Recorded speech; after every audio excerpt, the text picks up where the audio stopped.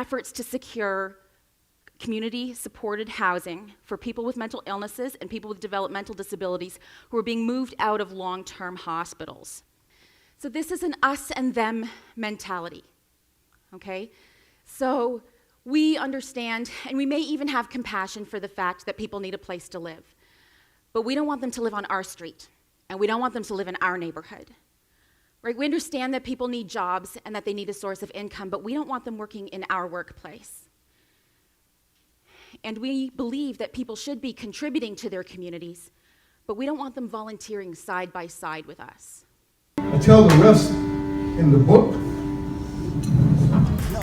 but I also share that this is the beginning of the journey. This is the beginning of new work to ensure that mass incarceration doesn't happen to any race, whether black, Hispanic, Asian, white.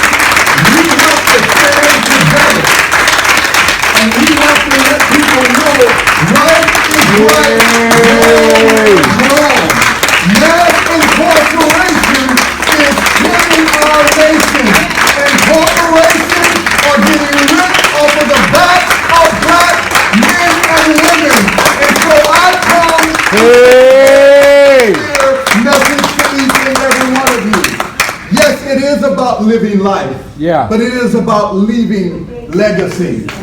And so if we're going to fight, we've got to fight together. That's right.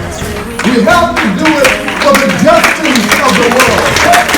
We have to do it for the ailment rights that are right about of the world.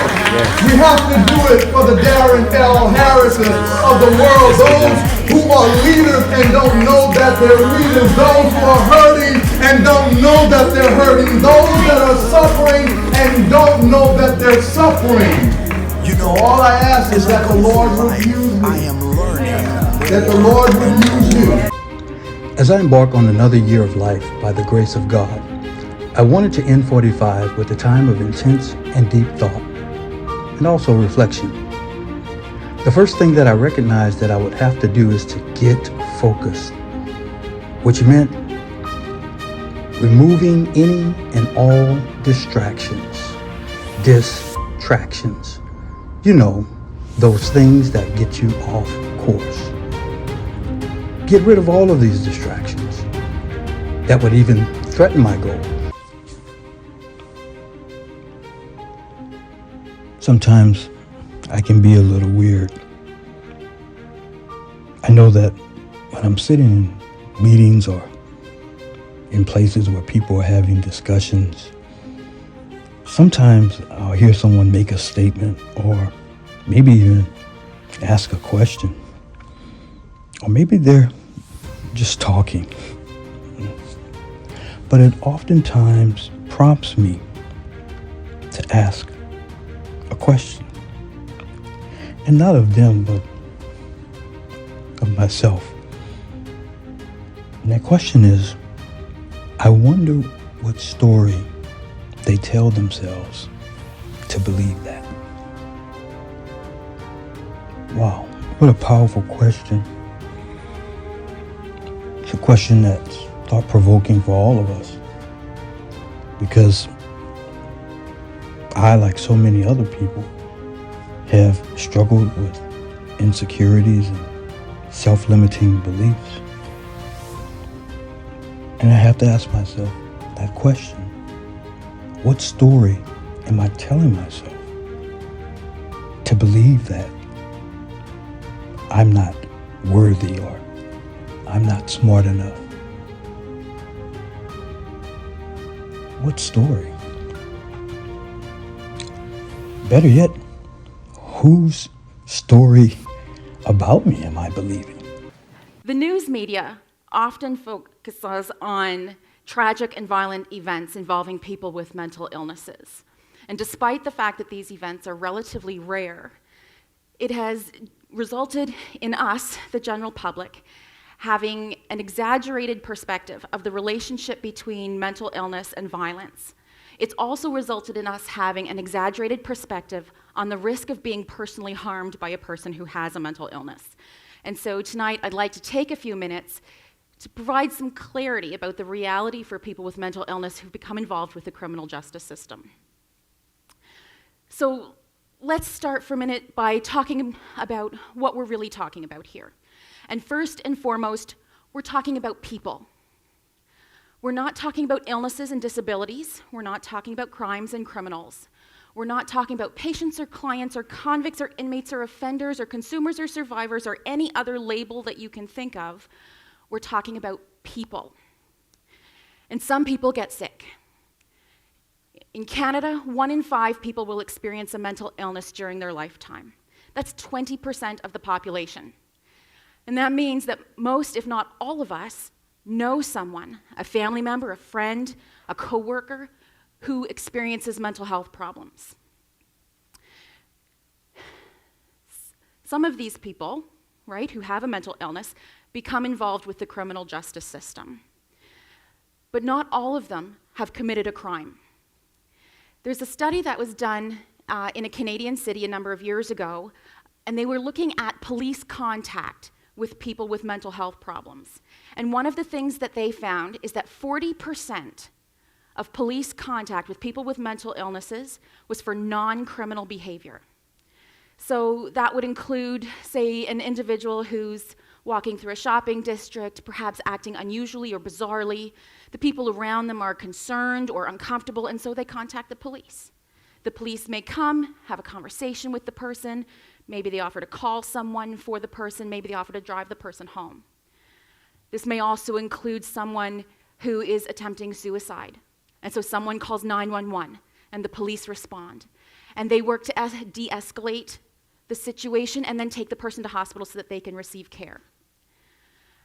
Many people with mental illnesses, of course, are arrested for criminal behaviors.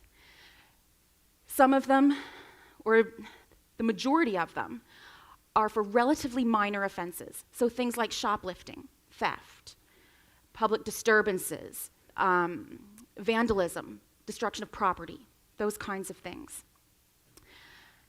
Some of those people will be found not criminally responsible, and they'll go to a forensic psychiatric facility to receive care. Many of them will be found criminally responsible, and they will face sentencing through the courts.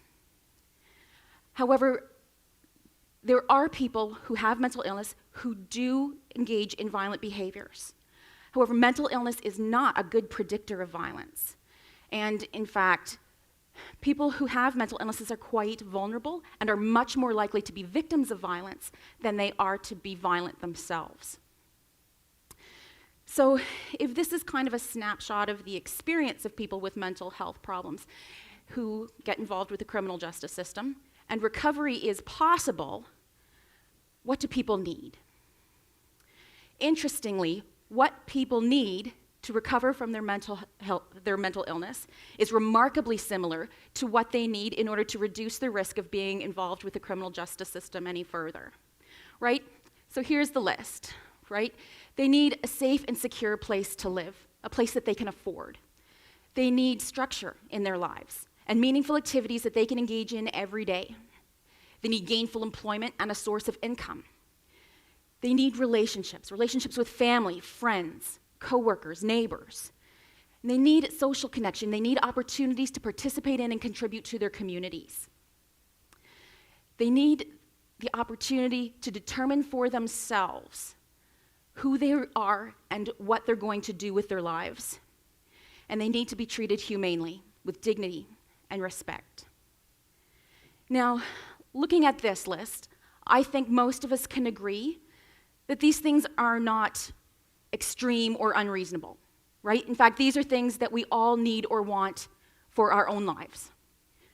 So what's the problem? Well, that's a complex question. There are complex problems. We know that there are legislation and policy barriers.